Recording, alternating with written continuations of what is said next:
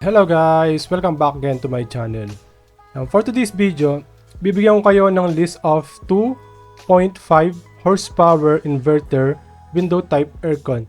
So may nag-comment kasi dun sa video natin kung pwede daw akong gumawa ng 2.5 naman na horsepower. Kasi gumawa ako ng top 10 na 1 horsepower, 1.5 horsepower, tsaka 2 horsepower na top 10 na window type.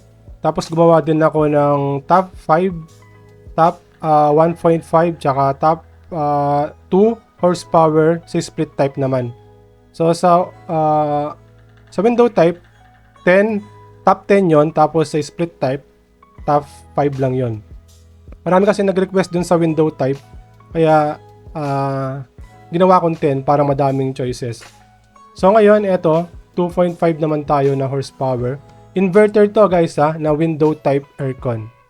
So yan, tulad ng ginawa ko dun sa last video ko, ay yung info na kukunin ko dito ay galing lang din sa website ng DOE. Okay, kung meron man akong malagay na mali dito, hindi ko na kasalanan yon. Basta kukunin ko or kinuha ko na pala yung mga info na nakalagay dito, naka-invisible lang sila para mamaya mabilis tayo. Magpapakita na lang ako ng isa na sample kung paano ko kinuha yung mga info galing dun sa website ng DOE. So disclaimer muna, hindi ako expert. Yung mga sasabihin ko ngayon ay based lamang sa experience ko, based lamang sa na-search ko, based lamang na info na galing dun nga sa website ng DOE. Kaya kung meron man akong masabing mali dito, or kung meron kayong gustong idagdag, pag-comment na lang sa comment section. Kung meron kang question, suggestion, or gustong paggawa ng content, ilagay mo lang sa comment section. Kung hindi ka pa nakasubscribe, mag-subscribe ka na. I-click mo yung notification bell para ma-notify ka sa mga susunod ko bang mga videos. Paki-follow na din ako sa Facebook page ko, ilagay ko na lang sa description yung link. So yan, para dun sa mga naghahanap ng 2.5 horsepower inverter, window type aircon, ito yung mga list, bibigyan ko kayo ng mga list. So yung pagkakasunod-sunod nito ay depende dito. Kung gaano sila mag-start tayo sa number 10 dun sa mataas na konsumo papunta dun sa mababang konsumo. So dito ko siya sinort sa monthly energy consumption. So ang kukunin lang natin dun sa website ng DOE. Ang kinuha ko pala ito, yung brand name, tapos yung model, yung cooling capacity, yung power rating, yung watts, tapos yung monthly energy consumption, kilowatt hour to. Note lang guys, 9 hours lang to, tapos sa isang araw, within 1 month. Okay? Tinest nila to ng 9 hours a day within 1 month. Tapos ko-convert natin siya sa peso. Ito, kilowatt hour, yan nakalagay dito. Tapos ito, peso naman. Okay? So, tapos kukunin din natin yung 24 hours na konsumo niya kung gagamitin mo siya ng 24 hours. Ito, dito natin siya lalagay. So, tapos bibigyan ko kayo ng price dito. Ilalagay ko dito yung price nila para mamaya kapag nakompleto na natin, etong info na nandito, madali na lang makita yung kung gaano sila katipid sa isa't isa. Tapos madali din natin i-compare sa isa't isa. So, meron na akong mga link. Ito, nasa side. Ito yung sa Lazada, para makita natin yung price. Kaso ito, wala akong makitang price dito sa dalawa. So mamaya tignan na lang kung ano yung aircon na to. Yung mga link ng mga gustong mag-order ng mga aircon na to, ilagay ko sa description. Siya nga pala guys, itong mga mababanggit na brands dito ay mga hindi sponsor. Yung lahat ng mababanggit, walang sponsor dito kahit na isa. Okay? So yan, start tayo sa number 10 para pataas tayo. So yan, meron na akong info dito. So kukulayin ko lang na black to. Yan, para lang isa-isayin natin at hindi kayo malito. So yung number 10 natin ay Everest. Yan. So ito yung model niya. Okay. Tapos yung cooling capacity niya ito 7.03. Yan. Yung power rating sa watts 2160. Yan. So, sa monthly energy consumption niya, sa 9 hours na paggamit everyday within 1 month, ito 291.60. Okay, within 1 month yan, kilowatt hour. Tapos katumbas siya ng sa peso ito, 2,916. Yan. Sa 24 hours na paggamit, ito yung nakonsumo niya. Yan, 259.20. Tapos yung price niya ito, okay, 33,861. So, paano ko nga ba nakuha tong mga info na to? Yan, ngayon, papakita ko sa inyo kung paano ko nakuha yung mga info na yan. So, dito tayo. So, punta tayo sa website ng DOE. So, yan. Ito yung makikita nyo, doe.gov.ph. So, ito yung mismong aircon. Ito yung kanina. Ito. Everest. Tingnan natin. Check muna natin yung model. Okay, ito. Yan, tama. So, makikita mo dito yung ibang specs ng aircon. Tulad ng refrigerant. Yan, refrigerant use, R32. Okay. Makikita mo din yan yung global warming potential niya. Ito. So, dun sa mga newbie, baka hindi nila alam to. So, para dito na lang tayo sa mga importanteng mga specs ng aircon. So, ito yung cooling capacity niya. Ito. So, dito ko siya nakuha yung 7.03. Ito yon. Yung cooling capacity. So, tapos yung power rating niya, ito yung sa watts. Ito yon, dito ko nakuha. 2,160. Yan, dito yan. Yan, 2,160. So, yung monthly energy consumption sa kilowatt hour, 9 hours na paggamit. Yan. 9 hours na paggamit every day within 1 month. Dito ko nakuha yan. Yan, pa-transparent tayo kung saan ko nakuha. Ito yon, 9 hours. Yan, nakalagay dito. Tapos, 30 days. Ito, 30 days, 9 hours. Okay? Tapos, ito yung monthly energy consumption sa kilowatt hour. Yan. Kinuha ko lang to, tapos nilagay ko dito. Ito yon. Okay? Tama ba? 2,000. Ay, ito pala. Sorry. Ito pala yon. 291.60. Yan. Okay? So, tapos, sa peso naman, ito, katumbas siya ng 2,916. Ito yon. 2,916.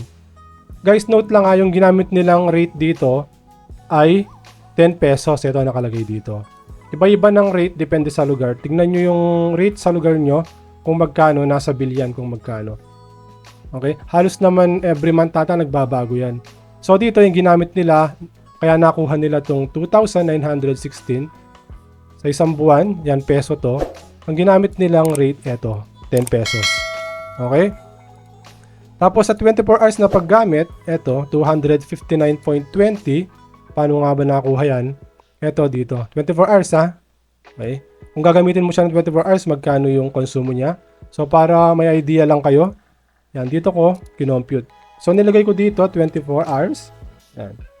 Tapos, 1 day. Okay. Tapos, yung gagamitin natin na rate, o yung ginamit natin na rate, ay 10 pesos lang din. Ito, para uniform. Okay, yan. 259.20. Nakalagay dito.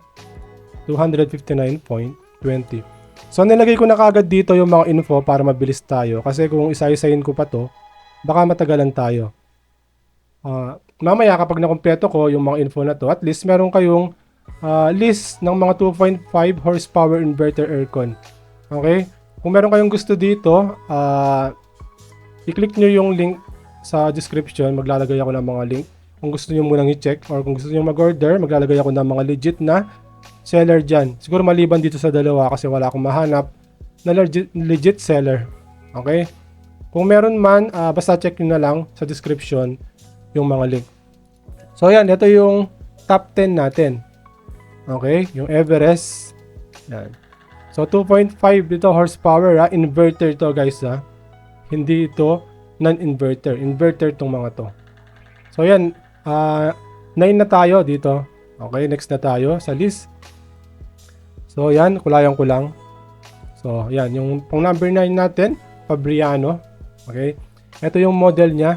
Tsaka pala guys, papakita ko muna kung ano itsura nung sa Everest para lang may idea kayo. Okay? Yan, konti lang naman, sandali lang naman. So, ito yung itsura niya, yan. Okay? So, tsaka, bigyan ko na din kayo ng idea kung paano pumunta sa ganito. Okay? Di ba, meron kayong nakikitang mga ganito sa aircon, yung energy label, yan, ganyan, di ba? So, nabanggit ko na din to sa ibang video ko Pero at least dito, kung first time mo palang manood ng mga video ko, at least alam mo na or may idea ka na. Okay? Di ba kapag punta ka sa store tapos meron kang makikita na ganito, energy label yan. So yan, yung ibang specs ng aircon ay nandito. So ginawa yan ng DOE para guide dun sa mga consumer, dun sa walang kaalam-alam, dun sa mga bibili ng mga aircon, ang mga ref. Yung mga ref may ganito din. So yan, meron siyang barcode to sa baba, nakikita nyo. Ito yun, meron barcode yan. So dun sa cellphone nyo, meron yung scanner dyan, di ba? I-scan nyo tong barcode na to. Tapos may lilitaw na link dyan. May lilitaw na link. Yung lilitaw dyan na link, eto ganito siya. Okay, kapag kinlik nyo. Ito yung lilitaw ngayon. Kapag kinlik nyo tong yung link kapag in-scan nyo to. Okay? So kung makikita nyo dito, nandito yung mga info. Yan, yung monthly energy consumption niya. Yan, 291.60. Nakikita nyo? Nandito yon. Ito. 291.60. Okay? Para lang may idea kayo. Yan. Tapos makikita mo din dito yung refrigerant niya. Yan, no? Nandiyan naman yung brand name tsaka yung product model. Yan. Okay? Yan, para may idea kayo. Pati yung power input nandiyan na din. Okay? Yan. Tapos nakalagay din dyan na 9 hours lang. O yan, base sa 9 hours. Maliit lang siya eh. Hindi nyo ganong makikita. Basta mag-search na lang kayo ng ganito, ng energy label. Tapos tignan nyo to. Tapos scan nyo tong barcode dito sa baba at lilitaw yung link. Tapos pag-click mo, ganyan yung lilitaw. Okay? Para lang may idea kayo dun sa walang idea. Okay, next na tayo. Dun sa number 9 na tayo. Fabriano. Yan, ito. Fabriano. So, yung model niya, ito. Okay. Yung cooling capacity niya, ito, 6.70. Yung power rating, yan, same lang din dito sa Everest. Tapos yung monthly energy consumption niya, same lang din. Okay? Dito sa Everest. Tapos yung katumbas siya ng sa peso, same lang din dito sa Everest. Sa 24 hours na paggamit, same lang din. So yung price niya ay 42,995. So mas mahal siya. Okay? So check natin ulit para dalawang beses, guys, para patunayan sa inyo na tama yung mga info na pinapakita ko sa inyo. Okay? So ito 'yon. Okay. Dali lang Yan. R32 din. Okay? So yan, yung cooling capacity niya 6.70, 6.70. Yan. Yung power input 2,160. 2,160.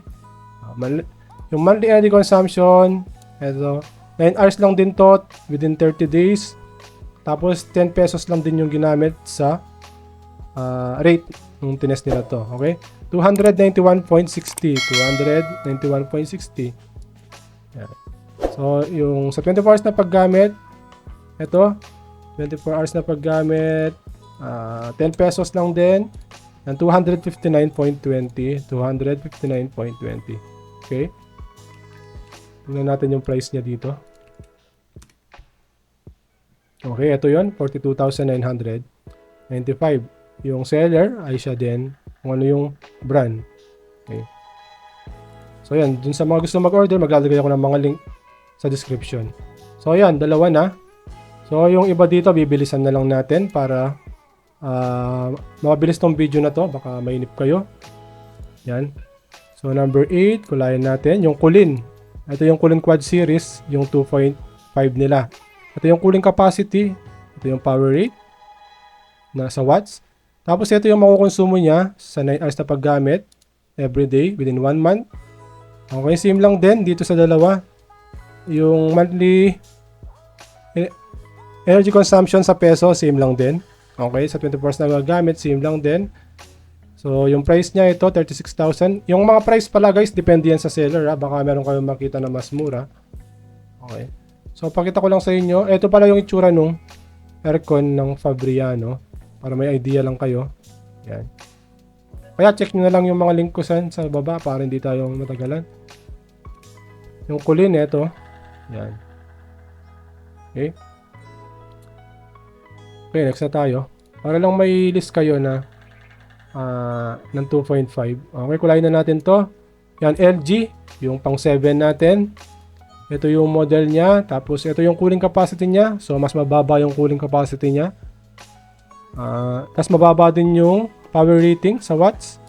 Tapos yung monthly energy consumption mas mababa. Yan, compare dito sa tatlo. Itong tatlo magkakapareho lang. Okay. So ito yung sa peso, ito yung kilowatt hour. Ito yung sa peso niya, katumbas niya lang sa peso. 24 hours na paggamit, 256.80. Yung price niya ito. So tingnan natin yung price niya. Saka yung picture niya. Ito. So sa Shopee ko nakita, kaso sold out na. Naghahanap ako ng iba sa Lazada pero wala akong makita. Pero at least meron kayong idea kung magkano to. 46,315. Kung meron pang available sa lugar nyo, kung gusto nyo to. Okay. O kaya kung meron kayong mahanap na ibang link, paki-share na lang para dun sa mga naghahanap. So yan. Next na tayo, number 6. So kulayin na natin.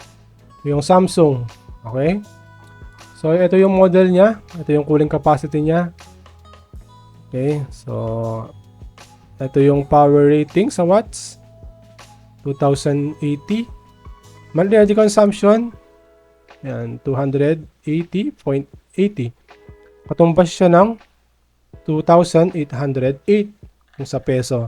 Sa 24 hours na paggamit, 249.60.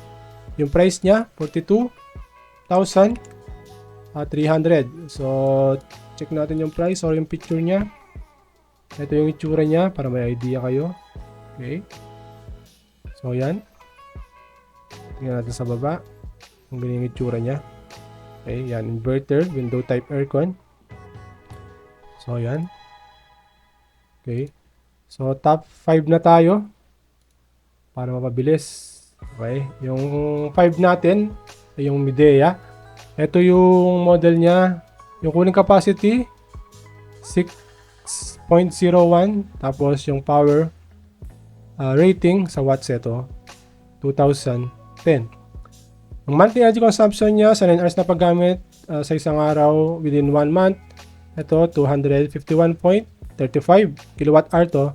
Tapos katumbas siya ng 2,713.50 sa peso. Sa 24 hours na paggamit, 241.20. Yung price niya ay 34,995. So check natin kung tama. Saka yung picture, okay. Yan. So yan, inverter aircon. 2.5. Ayan yung itsura niya. So, hindi yung U-shape, no? Yan. Okay. Okay. So, yan. Check na lang sa description yung mga link. Kung nagustuhan nyo itong mga aircon na to. Hindi ito mga sponsor, guys, ha. So, number 4 na tayo. Number 4 natin, Panasonic. Yan. Yung cooling capacity niya, 2.53. Yung watts niya, 1,958. Yung monthly energy consumption niya sa kilowatt hour, 264.33. Yan. Nakatumbas siya ng 2,643.30 sa peso. Sa 24 hours na paggamit, ito, 234.96 pesos. Okay, yung price niya, ito, 51,029 pesos. So, check natin. Mas mahal to, Panasonic kasi. Okay, so yan. 21,000. Okay, tama. Ito. Yan yung itsura niya. Yan. Okay. Okay, yan. Yan. So, top 3 na tayo. Tatlo na lang, guys. Top 3, yung pantry natin ay Extreme Cool. Yan. So, ito yung model niya, yung cooling capacity niya. 6.10. Yung power rating watts 1,804. Yung monthly energy consumption niya sa 9 hours na paggamit everyday within 1 month, 243.54. So katumbas siya ng 2,435.40 sa peso. So sa 24 hours na paggamit, 216.48. Tapos wala akong price na mabigay dito. Yan. Kasi naghahanap ako. Kung meron kayong alam, lagay na lang sa comment section. Okay? Try natin mag-search sa Google para makita natin yung itsura niya. Pati yung itsura niya, hindi ko makita. Ito ba yun? Hindi. Ito yun eh.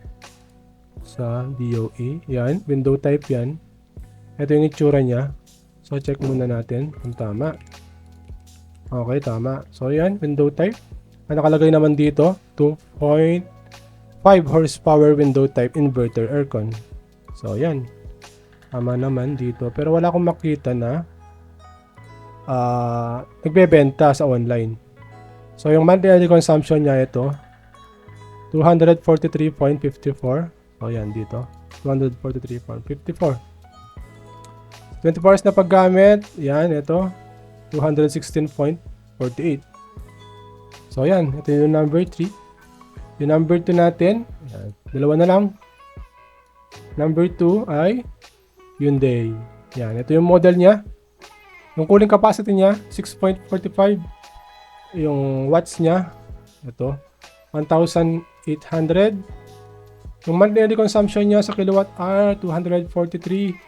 Katumbas siya ng 2,430 sa peso. Sa 24 hours na paggamit, 216. Okay. So, yan. Wala din akong mahanap na tawag doon na seller dito. Check muna natin. Okay, nakalagay dito, window type, inverter aircon. Check muna natin kung tama. Okay, yan, tama. Yan. So, mag-search nga tayo sa Google kung meron. Yan, para makita nyo kung anong itsura. Ito, wala akong makita talaga. Okay, dito na lang tayo mag-base. Ito yung itsura niya. Ganyan siya. So, download natin para lumaki. Yan. Yan, ganyan yung itsura niya. So, pati dito malabo. Okay. So, yan. Yan yung number 2. Yung sinort ko to, guys, dito ko sinorta sa monthly energy consumption. Kaya makikita nyo, nag-start sa pinaka mataas magkonsumo. Yan. Papunta dun sa matipid. Kahit naman dito, ganun yan. So, ganyan siya. Okay? So, yan. Number 1 na tayo. Yung number 1 natin ay eto. Yan. Coppel. So, eto yung model niya. Yung cooling capacity. Eto, 6.45. Yung power rating sa watts, 1,800. Okay? Sa monthly energy consumption, 243 sa kilowatt hour. Katumbas siya ng 2,430 sa peso. Sa 24 hours na paggamit, ito 216. Same lang din dito sa Hyundai. Ito.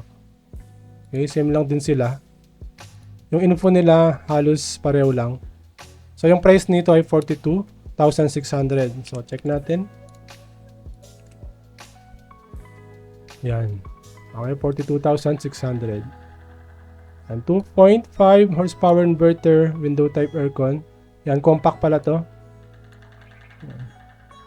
So, yan. At least may idea kayo. Meron kayong mga list. Or binigyan ko kayo ng list ng 2.5 horsepower inverter aircon window type. Window type to, inverter to, guys, ha. Yan, sir. Dun sa nag-request na sana magbigay ako ng 2.5 horsepower na inverter aircon. Yan. Eto na yon. Yan, tatanungin nyo ako kung ano yung maganda dito. Hindi ko kayo masasagot kasi nga hindi ko pa nagamit tong mga to. Okay? Nag-base lang ako dito sa monthly energy consumption nila. Diyan. So, merong data dito na available. Yun nga, yung sa DOE. Sabihin ko lang, hindi ako related sa DOE. Ginamit ko lang yung mga info na available sa website nila. So, hinipon ko yon, tapos nag-sort ako. Dito ako nag-sort para mabigay ko sa inyo yung top. Yan, ito. So, yung price pala, depende sa seller yan. Yan, guys. Kung meron kayong gusto dito or kung interesado kayong bumili, magbigay ako ng link sa description. I-click nyo na lang dyan para legit seller yung makuha nyo na seller. So, yan, guys. Sana nagustuhan nyo itong video na to. Kung nagustuhan nyo, bigyan naman ng like. Yan. Kung meron akong nasabing mali dito, pag-comment na lang sa comment section. Kung hindi ka pa nakasubscribe, mag-subscribe ka na. I-click mo yung notification bell para ma-notify ka sa mga susunod ko pang mga video. Thank you nga pala dun sa mga nanonood, tsaka dun sa mga nagko-comment, nagbibigay ng feedback nila, tapos nagsasuggest kung anong content yung gagawin ko. Kasi ako nag-isip din kung anong magandang i-content or yung pwede kong ma-share sa inyo. Gusto ko kasi kapag gumawa ko ng content, yun talagang makikinabang yung mga subscriber o yung mga viewers ko. Okay? Ano pa bang nakalimutan ko? Kung meron ako nakalimutan, lagay ko na lang sa description yung nakalimutan ko. Yan guys, sana nakatulong to dun sa mga naghahanap ng 2.5 horsepower inverter window type aircon. Try ko din gawin sa split type. Tignan ko muna yung list kung meron. Okay? Pero kung meron tayong mapupulot doon, i-share ko sa inyo. Tulad nga sabi ko, gusto ko informative yung mabigay ko sa inyo. Hindi ko na tinitignan dito yung mga videos kung maganda ba. Ang gusto ko kasi informative yung ma-share ko sa inyo. Although hindi naman ako ganun kagaling magsalita kasi may nakakapansin. Pasensya na guys kasi hindi talaga ako speaker. Okay, ginawa ko lang to para ma-share ko yung knowledge ko sa inyo. Yan guys, hanggang dito na lang. Maraming salamat sa panonood. Yan. Bye. Kita-kita ulit tayo sa mga susunod ko pang mga video. Yan. Bye.